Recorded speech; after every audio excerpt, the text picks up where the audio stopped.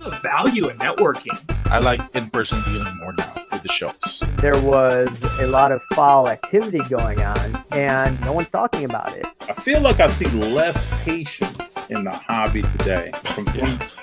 I want to get your thoughts on it. When you hear of the large dollar amounts now around PMGs, what do you think? What it takes for someone to spend that much money on any card. Fanatics did something tonight I had never heard about. They have a lottery. We got you on the line. Oh my goodness, we're both on the line. Yes, I don't think that the fact that they did Be Friends and Jackass is going to have any impact on how they treat sports cards. So I asked you, FD, since we're rolling with FD. Let's roll, Will. What's up? You got to let the people know who you're rolling with, man. Well, obviously I'm rolling with FD. What's up, everybody? It is Monday, August 22nd. I have a special guest here that I've wanted to talk to for a long time.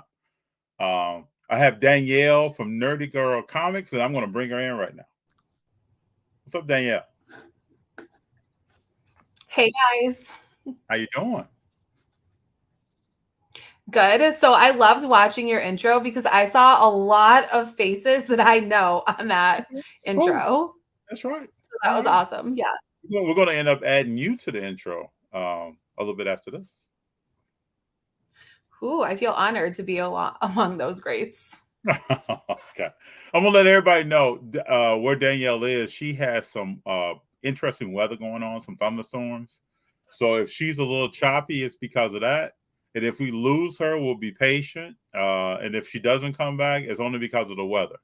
So it's all good. Thunderstorm.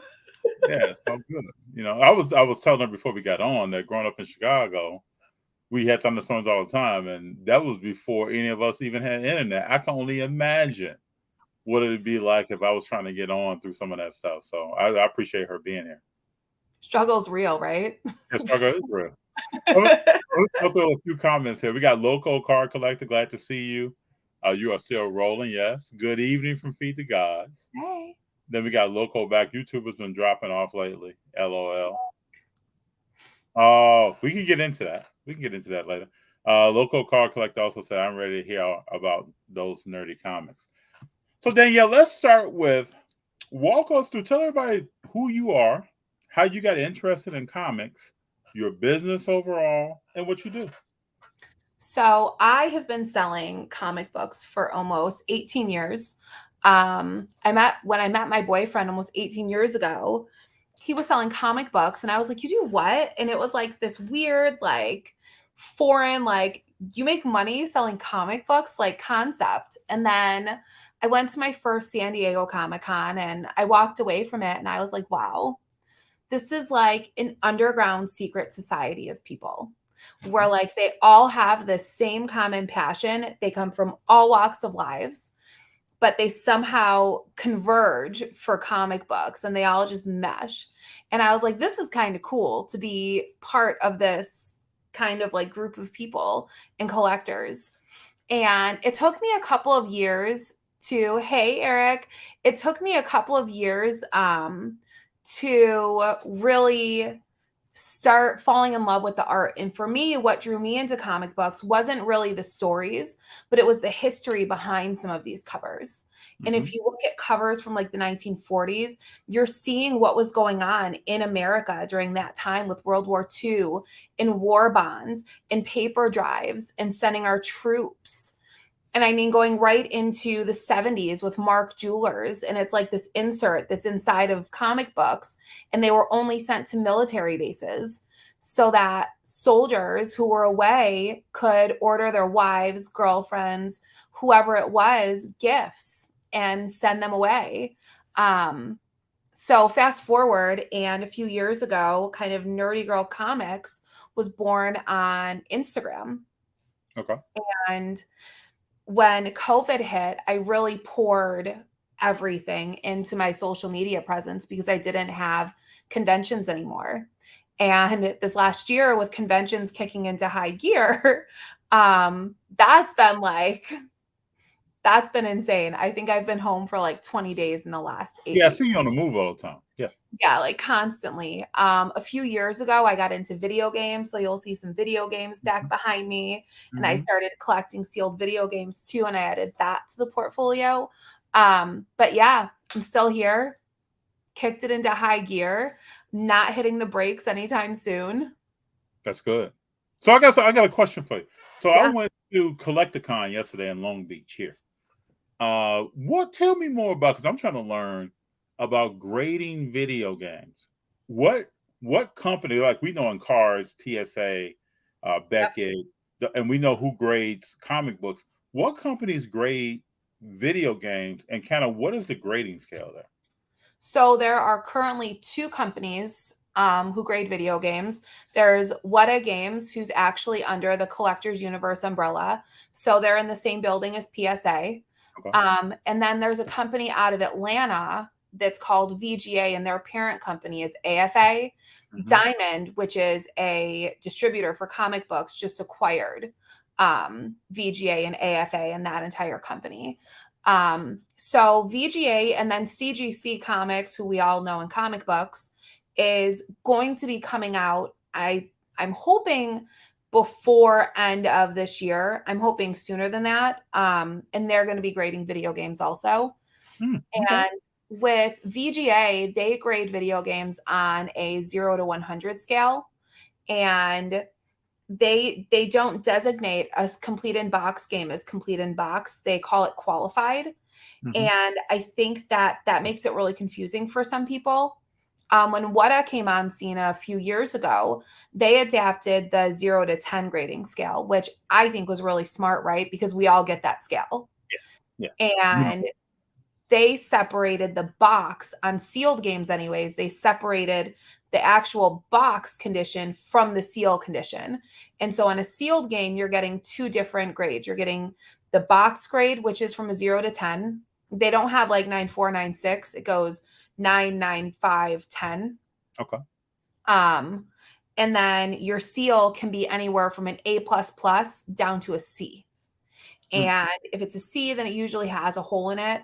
And then they also grade complete in box games, and they separate the box, the cartridge, and the manual. And then they get an overall average grade with that. And you'll see the CIB designation, which I think was a game changer for video games. And I think that's why they really came front and center more, because people could relate to that grading scale. That's very detailed. So we're looking at the game itself, the box, the manual. Yeah. We all know from playing games as young people that stuff just, where did the manual go?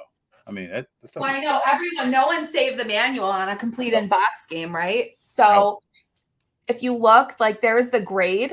Okay. Yep. And then that's the seal. And on a complete in box, instead of it saying sealed right here, it would say CIB. Okay. And so when you send your games in, what are some of the turnaround times to get your items back? Is it tiered based on length of time and all of that, just like anything else? Yeah, there's different tier levels to submit under. Obviously, when COVID hit, all of the grading companies hit huge backlogs because everyone was home, everyone wanted to grade, and everyone wanted to sell stuff online. True. Yep. And so Weta has cleared their backlog. Their turnarounds are anywhere from a few days to, I think they're at 60 days now on their slowest speed. Okay. And then, so CGC, I mean, CGC is really pumping comic books out faster now. So let's talk about this now. What is in the market or amongst collectors or people who are trying to sell, what is the difference between a CGC graded comic and a comic graded by someone else? Like CBCS? Yes, there are 2 major players. What are people who are really familiar with comics in the marketplace? What differences do they say? Because if you ask me about PSA and Beckett on cards, I can kind of break that down, but let's know. Well, what's the difference between PSA and Beckett? Well, one is well respected. Okay, so this goes back to the beginning of COVID. We can share information. I like this. This goes back to the beginning of COVID. So there was a time probably 20 years ago, 15 to 20 years ago, where Beckett had a slight higher value in the market than PSA. This was around the time when PSA had a paper up top telling you what the card is, the grade of the card, things like that. Those slabs could be easily forged. Yeah. It had a green backing to it.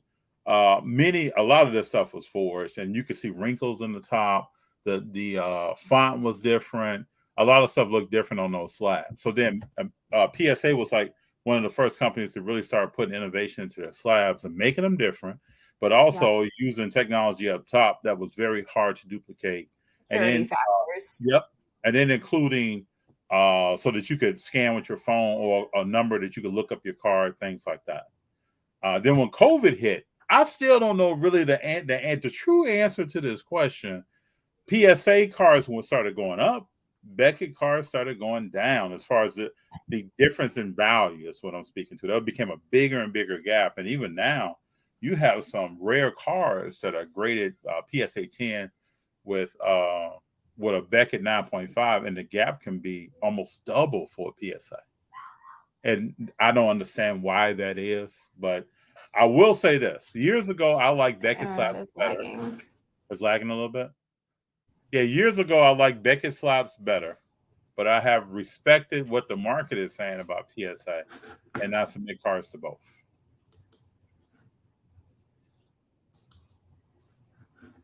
Are you lagging a little bit?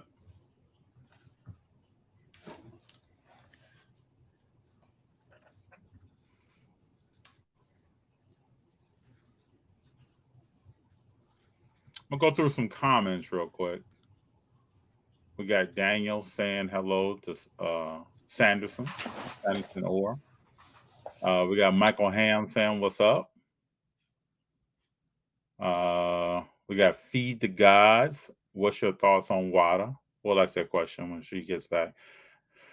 Ziggy, what's up? Sports Card Show. It's a pleasure to meet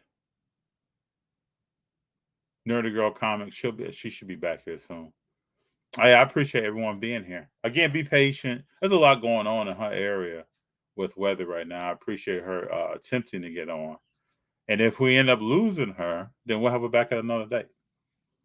Told her not to worry about it. But we flow freely here. We don't worry about stuff that's out of our control.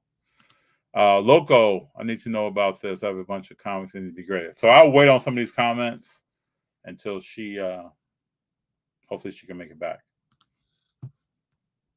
Overall, how's everybody doing today? Loco, Ziggy, what's going on? Sanderson, how's everybody doing out there? Everybody good? You know, but Ziggy, I think that Beckett has disappeared, right? We don't hear from them. We don't know what they're doing. Marketing with PSA is supreme. But I just wonder, like, what's coming in the future? I think we're on the brink of PSA announcing that they're going to have probably a bulk submission or a collector submission price point with a time frame associated. What happens then? I don't know in the long term. We got Nerdy Girl back. How you doing? Okay, I just switched to my phone. Now you're crystal clear. Okay, I just switched over to my phone and I'm not on Wi-Fi. Okay, so hey, I can't see. Let me see if I can see the chat this way.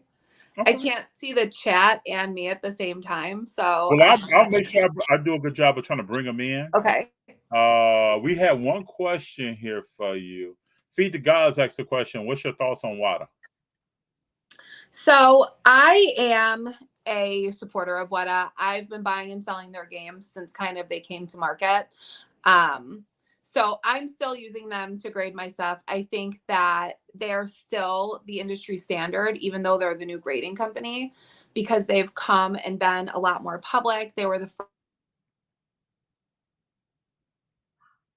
first ones to go to auction houses and really come to a mainstream market.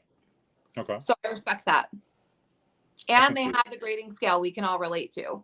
Yeah. So I lost you a little bit when you were talking about the difference between Beckett and PSA. Okay, so while you were connecting, Ziggy made a good point here. PSA is supreme because of marketing. So PSA, Nat Turner took over PSA as the leader of the organization. Yep.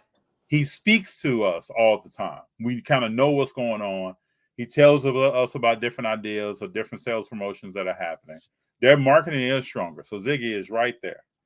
Beckett, He's we don't younger hear from. too. Yes, he's younger. Yeah. He goes to, like, he was at the National. He's on Yeah. the floor. He's doing interviews. And Beckett just, I think, just signed a new CEO. But we really haven't heard from that individual. And in the past, we haven't heard from Beckett too much at all. Yeah. I think these things add to why values have changed. But still in my world, right? If a car is $100,000 as a PSA car, how could it be 50 as a Beckett car? Now, marketing may be strong, but that's a big gap. So we'll see as we go forward. I was just saying to Ziggy, to his comment before you came back on, it'd be interesting to see what's coming in the future. You know, innovation is coming to car grading. Cars are being scanned now to understand what their grade should be. It's not where you may think one thing as you're grading. I may think something else. Yeah. We'll see in the next 15, 20 years what's going on with car grading. That's interesting.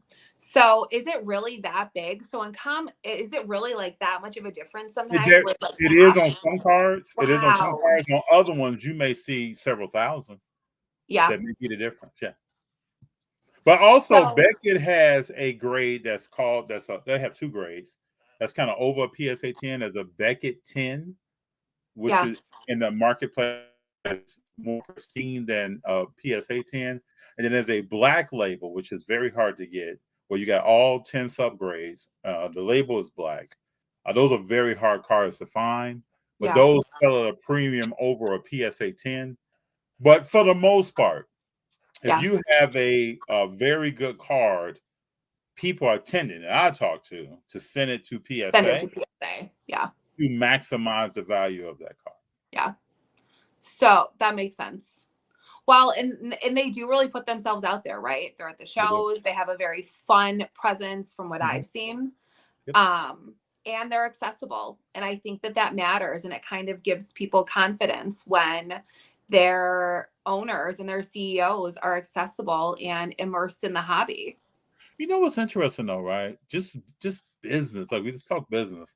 You would think that's easily replicatable. Like, another company could say, well, but it's not. It's not, because it's not just you doing the same thing, right? It also comes down to a personality, right? Not every person can be a salesman. It's not a job that everyone can do. You can't just walk into a car dealership and say, hey, I want to sell a car. True. Just like everyone can't be a doctor. That's true. It's absolutely true. So tell me more about your travel schedule and how do you decide where you're going to go and when you're coming back to California?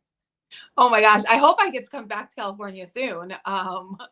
One of my friends just bought a house in Santa Ana. So hopefully I'll be coming out to visit in the next couple months. I'm waiting for them to get all settled in and ready to have guests. San Diego is my dream city to end up in. You know, San Diego is my favorite city as well. I talk to my family about San Diego all the time.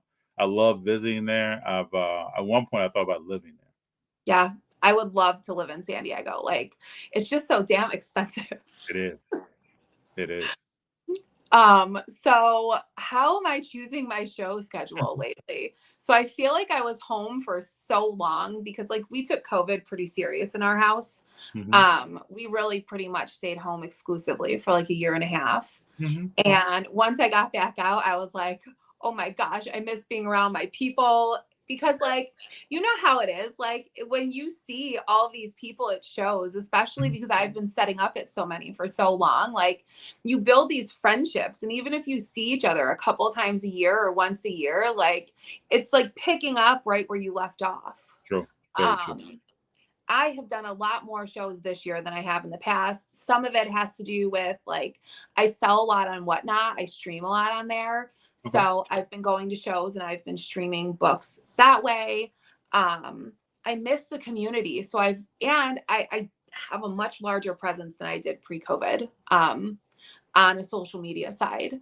So I've been choosing shows that I feel like are affordable. They're cities I've never been to or I really want to go to. And then I'm just like, okay, can I do this? All right, I'm in, I'm going. So this year I've done San Diego, Dallas, Denver, Orlando. I flew up to New Hampshire to help one of my friends open a brand new store. If you're in the Salem, New Hampshire area, he just opened a comic book shop and all other collectibles. He's got some sports memorabilia, some cards, in the Rockingham Mall. What's the name of his shop? Little Giants Comics. There you go.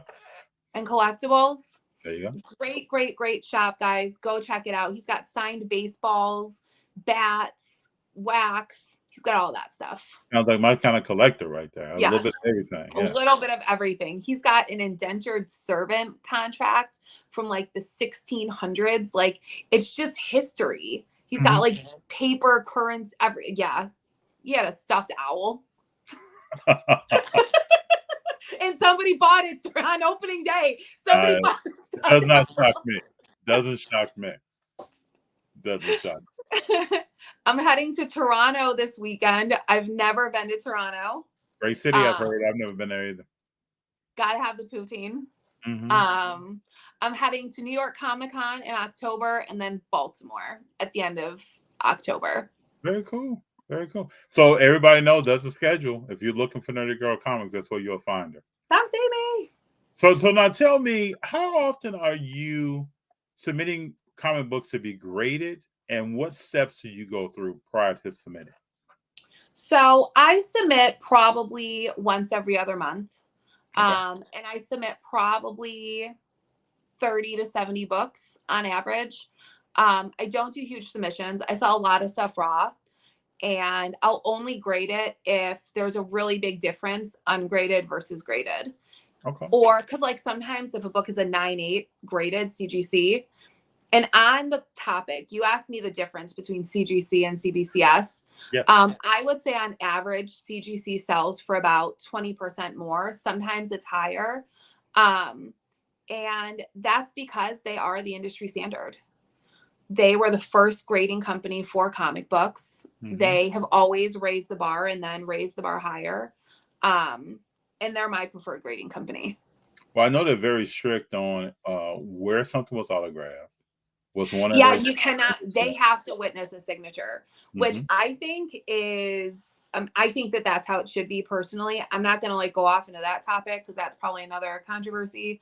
But I think that if somebody is authenticating a signature, and I know in cards it's different and sports memorabilia it's different, but I think that it should be witnessed. And I get that, you know, there are artists who've passed away that they didn't get to witness those signatures. But what if it's not authentic? That's right. I'll tell you this. It eliminates all of that. Any concern about that, it eliminates it. You know that it's 100% authentic. So I went to the Ontario Comic Con here, and they had people signing comic books, and they had representatives there that were, if you wanted your comics submitted to be graded, they were taking those comics straight to their booth under witness of who's working there and getting that stuff submitted. So it was never like, where's this book? There's no gray area. None of that. Yeah. And I tracked the process. I wasn't even submitting anything, right? I just wanted let me see how this works. Yeah, let me see how this works. So I'm walking, and while people are walking, like, oh, okay. I see this. Yeah. That it's like, you know that that's an authentic signature by whoever the artist is. True. Very true. What do you see? That's I'm gonna ask you probably maybe a serious question here. What do you see? What is your experience like being a woman that's running her business in the world of comics? How are you received? And what advice would you give to some young lady coming behind you wanting to do the same thing? So you got to have thick skin because people will always feel like it's easier to attack a woman than a man. And that's just reality. It's society. It happens in comics too. Mm-hmm. For a long time, it was a boys' game. Mm-hmm. I was really one of the first real high-end comic book dealers. There's high-end comic book collectors that are females, but there's really not many female dealers, and there's certainly not many doing it at the level that I am. And for me, I just kind of have this sorry, not sorry attitude. I'm really good at what I do. I try really hard to always be kind and respect everyone that I deal with. but like, why keep out a group of collectors that will also spend the same money and help the market by buying and selling just because they're a female? It's silly. Yes, it is. Yes, it is. And for new women that want to be dealers and want to level themselves up, go for it. Get ready to have thick skin and take your seat. It's not just going to be offered to you. You have to take it. I like that term, take your seat. I like that. I like that a lot. So if I want to buy comics from Nerdy Girl Comics, I know you have a presence on social media. I know you're probably selling on social media. Walk everybody through. I can find you at a show, but if I'm not at a show, how can I see what's new from you after you get your stuff back and you want to sell it? How can I find your catalog per se? So you're probably going to laugh. I still don't have a website. Okay. Well, no, I'm laugh at that because I'm a firm believer, right? Like I've talked to a lot of entrepreneurs in life. Kind of that stuff is some of the last stuff someone's doing. So that's not funny to me. I mean, I'm not shocked by that. That's why I think a lot of people are using Facebook Marketplace, Facebook, Instagram, other sources who you're already on. Let me sell you here instead of going to do this. So that doesn't surprise me. So I do a lot of claim posts on Instagram. I was doing live sales for a while. I really need to get back to those because they're really fun. So I'm at Nerdy Girl Comics on Instagram. I do 2 to 3 Whatnot streams with my less expensive books every week. I try to schedule out my shows a month in advance most of the time. So you can follow me on Whatnot. And I do YouTube once in a while. I was trying to be consistent, but people don't understand how hard content creation is. No, they don't. They do not understand. No, they do not. Yeah, you know what's funny? I know you get this. Sometimes you'll get certain comments like, "Why don't you do this? Or why don't you do that?" It's like, okay, well, why don't you do that? Exactly. Okay. Exactly. It's like, oh, okay, I'll take that into consideration. All right. Sheesh. Hey, how would you describe the San Diego Comic-Con? And I know you say you've been going for many years now. So how have you seen that event evolve over time? So it's really become a pop media con and pop culture con. When I started going, the comic book section was a lot larger than it is today. But if you go back like 17 years, Marvel didn't have the same presence at the show. It wasn't like celebrity fanfare. It was still about comic books and collecting comic books. Now people don't race in to run to the comic book section. They race in to go get exclusives and to go to the anime and to go to the Funkos and to all the Marvel booth, right? So it's really shrunk more and more and more. And I love that people still come for panels. People are still lining up for 2 days to get into Hall H. People can actually take turns holding their space in line for Hall H. So one person can hold up to 10 spots in line. Oh, okay. And Hall H, so they like take turns, they tag in, they tag out so that they can still go into the show. And Hall H is like where they do like all the big movie releases. And that's like the big deal of San Diego. Mm-hmm. It's also moved from just being a convention to taking over the city. Like the city itself has immersed themselves in Comic-Con, where like you have setups like throughout the city. You have like all these little pop-up events at different bars and after hour parties and all these clubs. So the city has really decided to become one with San Diego Comic-Con. Which is a smart move. Yeah. Well, I think it's one of their biggest revenue streams of the year because so many people come to that show. Mm-hmm. So we got a few questions here I want to get to. Okay. Ziggy asks, is Nerdy Girl Comics a business now? You have merch, etc. How long have you been in business? Do you do Funko? So, I mean, yeah, I would say I'm a business. I've been buying and selling as a business for like almost 18 yews. But yeah, the brand kind of took off. I have hats. I do shirt drops every once in a while. I have stickers. So I've been in for almost 18 years. And do I Funko? I do not Funko. I respect it, but it's just not my thing. So if someone wanted some merch, let's say if FD wanted some merch. Oh, I got you. Send me your address. I'll send you a snapback. Okay. All I right. got you. I'll rock it in Yeah. content and all over the place. Yeah. You want the white front or the black front? With the white Probably logo. black front. Yeah. This is the other one. Oh yeah. Oh yeah. Yeah. I'll send you my info. Yep. Send me your address. I appreciate you. Got I appreciate it. And we'll do the same for you. We'll Oh yeah, I would love we'll be that. like the I'll players love on the field. You know what I'm saying? We'll throw you some merch as well. Oh, I'm for it. All right. Local says, going back to your comment, it's crazy because it feels like constantly revisit the same question. Why would you not want a new pool of money in the industry? We have some other people. Love what you collect. Erica said, take the seat at the table. Yeah. Yeah. And then Sanderson, I know you know, said Danielle is a very strong woman. She would take the entire house. I get a sense of that. So I like that. I like that. Feed the God says, I mainly collect different car memorabilia. I would prefer all welcome competition for all my purchases. All competition is healthy for the growth of any hobby space, in my own opinion. Feed the gods. Appreciate you on. Brendan says, thank you, Brendan, for being here. Ask her if she smells the vintage comic books as a way to authenticate them. Sounds weird, but it's a thing. It's definitely a thing. So I don't smell them to authenticate them, but I smell them because I love the smell of old paper. And old comic books do not all smell the same, like based on where they're from, how old they are, how they were stored. All comic book smells are not created equal. Interesting. So in comics, so everybody knows, what constitutes vintage?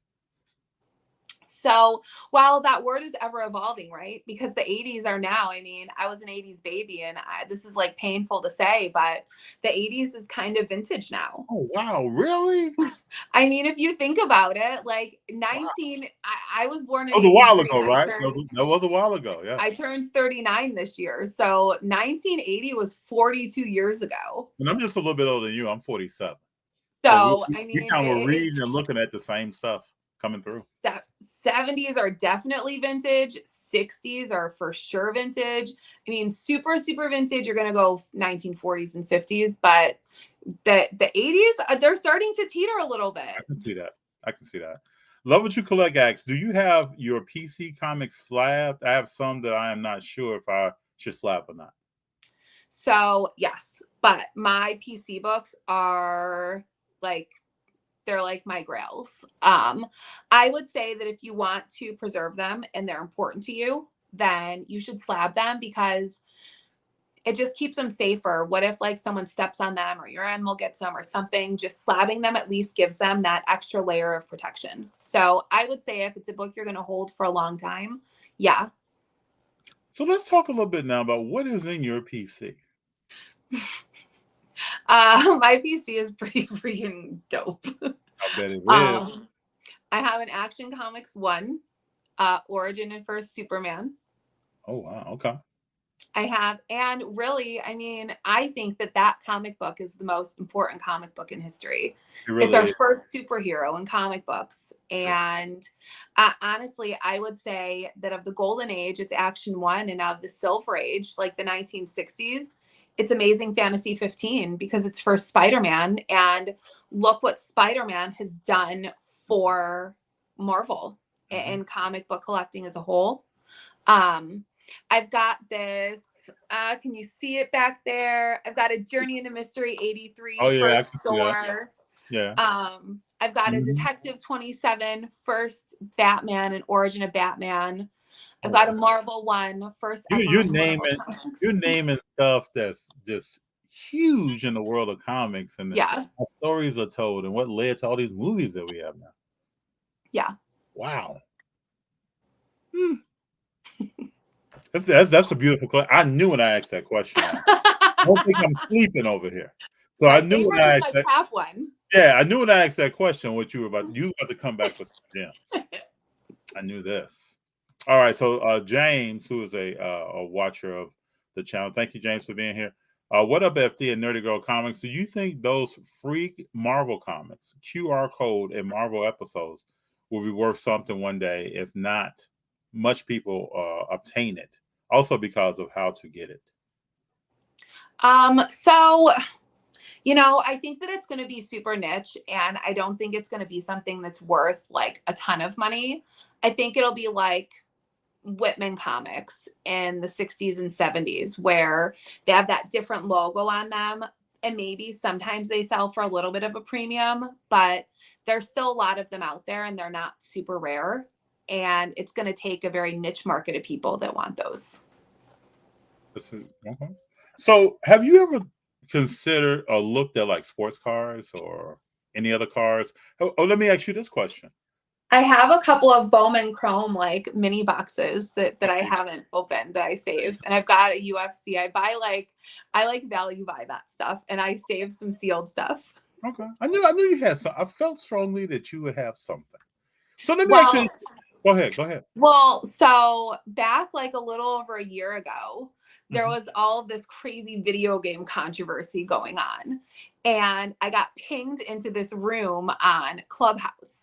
Which it's like, if you don't know what Clubhouse is, it's an app where it's like, it's an old party line, in my opinion, where like you would get on and like chat on a party line. Yeah. And it was a sports card room. And that's where I met Chris and Christina. And that's how I met Jeremy. I went to the Vegas show, the Mint show back in March. Oh, you went to Mint? Yeah. I was at the Mint. I did not bump into you. Yep. I think I'm going to go again this year. Okay. And I got to meet some of the sports card guys, and that's how I got like a couple of my packs where I was like, all right, tell me what to buy. Very cool. And I've become friends with them. I have not gotten to spend as much time in Clubhouse as I want lately, but I haven't gotten to spend time with anyone lately because I've just been traveling and shipping. You're busy. Yeah.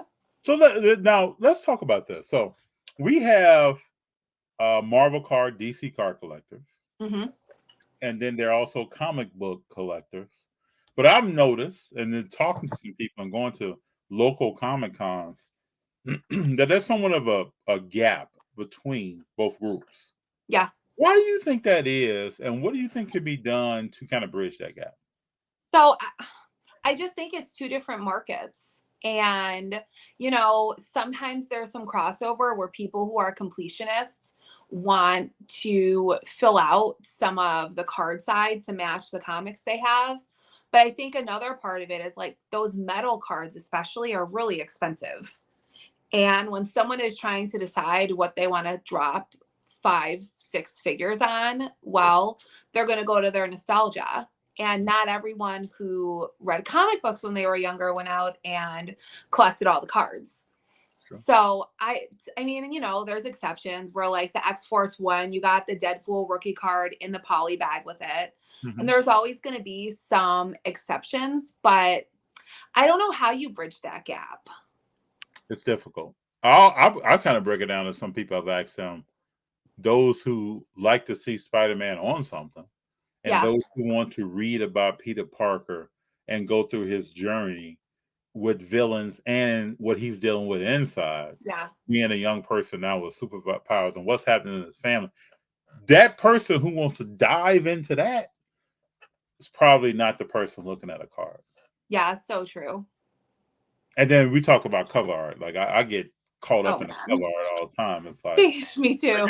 You could take those graded comics back there and hang them on the wall. Oh yeah, what a beautiful mural of history in America and what was going on. I mean, this is a creation. Like we watched the movie Black Panther, but when Stan Lee created the character of Black Panther, what went into that is like huge at the time. Yeah, controversial at the time. Yeah, most business people probably wouldn't even done it. So when you think about certain characters and what's happening along the way, how instrumental they were, huge.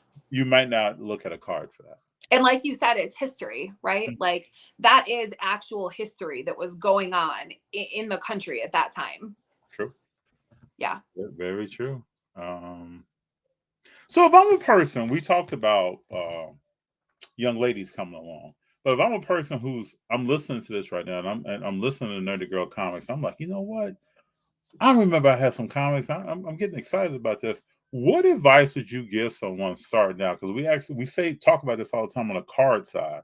What advice would you give someone starting out that wants to collect comics and maybe want to move up to one day, 5, 10, 15 years from now, whatever, having some of those grails themselves? What would you tell them? So I would say quality over quantity all day long. Set a budget. Don't ever spend more than you can afford to lose in a collectible, especially if you're just collecting and you're putting it away. Mhm. Like, no one has a crystal ball. I wish we did, but never spend more than you can afford to lose in any hobby that you're in. Learn price points. If you're buying graded comic books, one of my favorite resources is this website called Comics, COMICS.GPanalysis.com. It's like $10 a month, but it tracks, it's like Card Ladder for comic books. Yes. For people who aren't familiar with it. Mhm. So subscribe to it because it lets you see all of the grade points. It doesn't pull all of the auction houses. Card Ladder is thebomb.com, and I know how much blood, sweat, tears, and time go into their pricing. Mhm. GP Analysis is not as in tune as they are, but they like hand look up all the sales. Yeah. GP Analysis. Chris and the team, Christina, they're up late at night. I've had Chris on. I know. They're up late at night getting after some things that I think a lot of people, I don't appreciate what they're doing, but they add context to conversations that are being had all over the world about cards.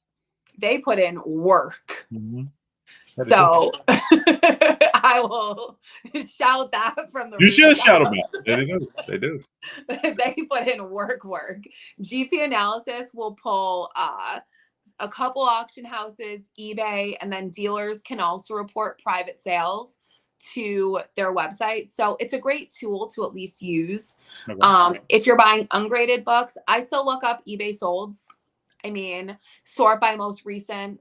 Mm-hmm. Kind of look at the CGC price guide, or not the CGC price guide, the Overstreet price guide, because they have a grading scale in there, and it tells you like what different grades can have on comic books.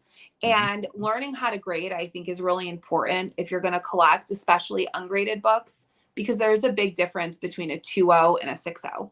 That's right. And you know what I'm loving about this? Everything you're saying applies to cards as well. Yeah. I'm going through a process right now where I first started, like when Curry was hot, I was picking up graded Curry cards here and there. And now I'm getting into more of looking at a card and trying to understand what is that card valued at. Get it graded, buy it raw, but get it graded. Yeah. And you're saying the same thing for comic books. I think that allows people to maximize the potential gains. That's what I use on a card or a comic. If you can find it in a raw state, have the eye, you add the value by picking that card, getting that card graded, slab as far as a comic book. And those are the wins. Huge. Well, in comic books, you can press out defects. Mm-hmm. Like, I know you can't do that in cards. I still don't understand why you can't press cards. But that's a different conversation for another day. Mm-hmm. Gonna start a hot topic. Are you altering the card? Yeah. But like in comics, you can press a comic book because you're just taking out defects. You're not altering it in any way. You're just taking out defects that don't break color. So once you learn to grade and you can see that there's like non-color breaking defects on a book that you can press out. I do not press my own books. I do not recommend it. Find someone, pay the 10, 15, 20 bucks because you can do a lot more damage pressing your books and you don't know what you're doing than you will paying someone who does that for a job. Hey, I tell people all the time, take your card to someone that evaluates, looks at, maybe wipes some stuff down off the card, fingerprints off. Have somebody do that because you can learn, you know, because I talked to some friends that say they want to do it themselves. I understand that, but I like to take stuff to someone that this is what they do. Yep, this is your job. That's right. And we can have a conversation about. Then I can learn through Yeah. that conversation a little bit more. But I trust the experts on stuff like that. And the amount of time that's going to go into learning to do that and then doing it yourself, time is money. That's right. True. So what do you see? What do you see? Let's forecast out a little bit, 6, 12, 18 months. What do you see the comic book market going as we go forward? And then how much do you think the movies and TV shows, She-Hulk just started, how much do you think these movies and TV shows impact the market overall? So I think right now we're in a really weird spot in collectibles in general. Crypto's really kind of beat people up. The stock market's kind of weird. We've got all this crazy inflation going on. Yeah. And I think people are sometimes afraid to spend big money. And so I think it's going to be really hard to predict what happens in 6, 12, 18 months from now, because what's going to happen in the economy if we study the crazy inflation that's going on right now? Well, people are going to have more money to spend. They're not going to have to decide. It was like when COVID started and people worried about COVID, right? Do I go on vacation? Do I buy the comic book? Do I put money away and save it? Like, what do I do? And I think that that's a really hard question to answer right now. Normally, I would say comic books, when we're not in this crazy bubble, because everything went too expensive, right? It happened in cards, it happened in games, it happened in comics. There needed to be a settling. Yes. Stuff could not keep going on the trajectory it was. Yes. Like, stuff needed to settle across the board. And so I think we're seeing a settling right now. I think we're seeing new floors. I don't think that we're going to have a huge like crash like we did in, really, comics didn't even do what other collectibles did back in 07, 08, 09. They kind of dipped some, but they've always been kind of consistent because people love these characters. Movies don't have as much impact as they used to. And I think it's because Marvel is churning out too much too fast, and Disney is churning out too much too fast, and they're not saving any surprises anymore. Like in Hall H this year, I've never seen a Hall H be so kind of mediocre. Nobody was even talking about the Black Panther 2 trailer. It gave me goosebumps. Yeah, I watched it 3 times. Yeah. I had tears in my eyes. I Yeah. had goosebumps, and nobody was talking about it. It's interesting. And so I think that, and we usually see a little bit of a bump when a trailer like that hits, right? Like, it's Black Panther 2, they're coming back, it's going to be really good, we're getting Submariner. I think it's going to be probably one of the best Marvel movies we've seen in a while. Yep. I mean, it looks insane, and I think it's going to be super emotional. I think so. 11/11. Oh, It's gonna be. We only got a few more days here, really. Ooh, it's gonna so be excited. So Brendan says he tells me to sell my curries to buy a Gru the Wanderer. Don't do that. Sell your curries to buy an Amazing Fantasy 15. Yeah. It's all connected. 6 months from now, question marks. 5 years from now, quality will always be higher. That's the same philosophy I have in cards. And I think too, this is just me. Buy the dip. You just took the words out of my mouth. To me, if you're buying, and we're not just buying, have a strategy. If you're buying things that are very rare and hard to find, and you don't see them again, and it's the same with cards as it is with comics. If you're spending money on that, if you're going through the things that Nerdy Girl is talking about, as far as making sure bills are paid, making sure things are taken care of, if you're doing all that, and you still are able to do this, I think 5 years from now, quality will always be high. Yeah. Yeah. I don't just look what Action 1 has done. Look at what, I mean, AF-15 got really expensive, and we're seeing a bit of a correction right now. But it got too expensive. In 5 years, if you're buying it at this price, are you going to be happy? Shit, yeah. It's Spider-Man. He's one of the most relevant superheroes of all time. Well, we talk about this, right? Like, this is another thing. Why is there a big, to me, Marvel characters are relatable. They have problems, or they have opportunities in their lives that we all can relate to. DC characters, not so much. I can't really grab hold of Superman struggling with kryptonite. You know, I can't. Right. It doesn't really get me like this stuff over here. But I know Stan Well, Lee look at was, Peter Parker, right? there you go. There you go. Stan Lee was a person who historically, before he got involved in Marvel, wrote realistic stories about human beings. And people thought it was crazy. Like, you're going to take that kind of narrative and put it into a character's life that's wearing a costume? So this is what Marvel at first had problems. People were not accepting that.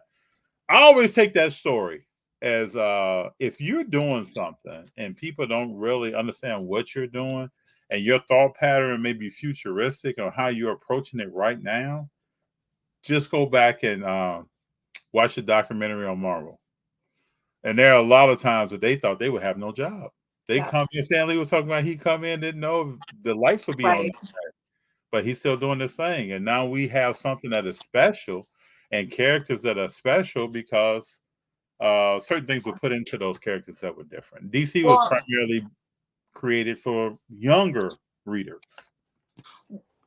Well, and DC got really dark, but I think another thing that Marvel really did when they started making movies was really casting well. Like, they took these actors and they turned them into these characters. True. Robert Downey Jr. as Iron Man, Hugh Jackman as Wolverine. Like, they became one. And I think that that's why we've lost some of them in the last few years, because they became so defined by that character that they couldn't go out and do other jobs because, well, that's Wolverine. That's right. That's Thor. Like, we're going to lose Chris Hemsworth. And I have a Journey 83 back there signed by him and Stan Lee. Oh, wow. But they become these characters and people are drawn to that. I mean, and I think the other thing with DC is they're kind of boring. The covers are not as good. The villains are not as good. That's true. And we get Mr. Freeze. Well, in Marvel, we have Sandman. Yeah. And Sandman has a complex story of his background, his family, his children, his wife. There's texture there. There's layers of why is he the way he is. There's a story there. It's not just a beast running around screaming. Right. So I think that that's a huge difference. Even if you go back to the Incredible Hulk, when Banner first became the Hulk, and people don't really get into why the Hulk was screaming and raging all the time. There's a story there. Like, if Marvel got into the nuances, nothing just happened because it was just happening. There was always a reason. There's always a reason there. Yeah. Which makes it wonderful. And they did great storytelling. That's right. Folks forget that Blade set the tone for the Marvel movies. Blade did. Yeah, I feel that. I respect that. Blade 1 and 2 are special. Yeah. I got to go back and rewatch them. I have not watched the Blade movies. Well, they are special. They are special. Yeah. 3 was a little shaky. 1 and 2, dynamite. Yeah. I got one more. I think I got 1 or 2 more questions for you. Ooh, okay. I don't want to keep you too late. I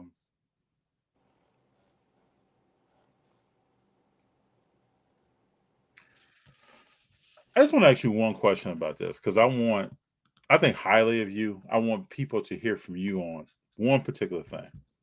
So I know you put a post up about what happened at San Diego Comic-Con. All right. In Chicago, you mean? Yeah, and we can only talk about this as long as you want to. And there were negative comments that went out from some people. Speak to that as long as you like to. Give your narrative on it.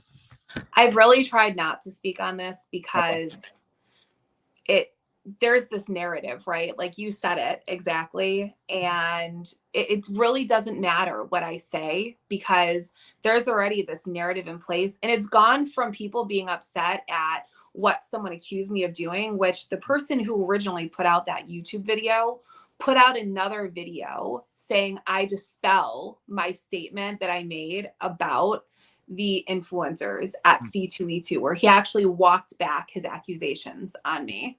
Mm-hmm. And it's gone from people being upset about me buying copies of a comic book to people threatening to come find me at shows. And it's just become very inappropriate. Mm-hmm. And at what point does, what I was accused of doing just stop, and everything that people are doing is a result of this, where it's people that weren't even there and become so much more important. And like, you don't treat people like that. I agree. Hey, You I'll just say don't. this. I'll say this as a creator of content, and someone who is business minded and doing things that is innovative, in my opinion, in a space that less people have been innovative than you, right? And this goes back to our beginning conversation about women in your space and what you're doing. I want everybody out there to know one thing. It takes a lot for a person to have the wherewithal to get up and want to do, and then be in front of a camera, and then be in front of people, and then to travel the country and to sell a product, service, or whatever, or even themselves. It takes a lot to do that. And I think a lot of times when people have comments, like we were talking about earlier, on other things, I think they devalue what it takes to do something. Oh, 100%. And I think all of us who do, and people who are in the chat who appreciates what is being done, can see that very crystal clear. And sometimes other people cannot. But I appreciate what you do. Thank you. You know, I've sent notes to you. I wanted to talk to you for quite a while. I know. I'm so glad you invited that too. Because it's I just want you to know that there's a kid that grew up reading comic books with his brother. My brother got me involved in reading comic books, and he's 5 years old. And that's a really, you know, I think cards on the side and autographs was my dad. My brother is instrumental in me getting involved in comic books. He grew up someone who loved to read, so he was reading novels early, and then he started getting into Marvel characters. And then I was so young I couldn't read, so I would sit by him and ask him, "So what did Peter Parker say there? What did Thor say there?" He would tell me. I love that. Yeah. So thank you. So just from that kid, I appreciate what you do because it's not easy to do. Thank you. Yes, yeah, ma'am. Thank you. I really appreciate that. Oh yeah, for sure. So my last thing for you, because I know it's late where you are, is there any other words of wisdom or advice or another story you want to tell people before you go? Ooh, I would say be kind. You know, like these are collectibles. Nothing in collectibles should ever make any people so angry. And I guess if it makes people that angry, then I am jealous that is the biggest problem you have in your life. Like for real, like I envy that is your biggest problem in life. Very true. And collect what you love. I think that's the bottom line of everything. Collect what you love, what you put the research in on, what you see a benefit in or a value in, something that brings a memory back from your childhood or something that you want to do in the future. Collect that. And then you'll be happy no matter what's going on in the market or anything else. You'll be happy. 100%. Hey, I want to thank you, Danielle. I want to thank you for your time. I plan to have you on again when time permits. I'd love to. I can't wait to meet you in person. We'll definitely get together and send you some gear. Probably in the next. Send your address. Yeah, I'll send you your address. Okay. I can't wait to meet you in person. So it'll be good to see you and say hello. But keep doing what you're doing. Thank you. I'm gonna keep doing what I'm doing, and then I'll probably send you more notes. Just to say what's up sometimes. I'll send you my phone number too. Okay. So it doesn't get lost in the Instagram world. All right. Well, awesome. Hey, everybody, I want to thank you all for being here for Nerdy Girl Comics. Danielle, it's been a pleasure to have you here. This has been a wonderful conversation. But before we go, because I want to add you to the intro, you got to let people know who you're rolling with. I'm rolling with FD. Thank you, ma'am. I hope you have a good night.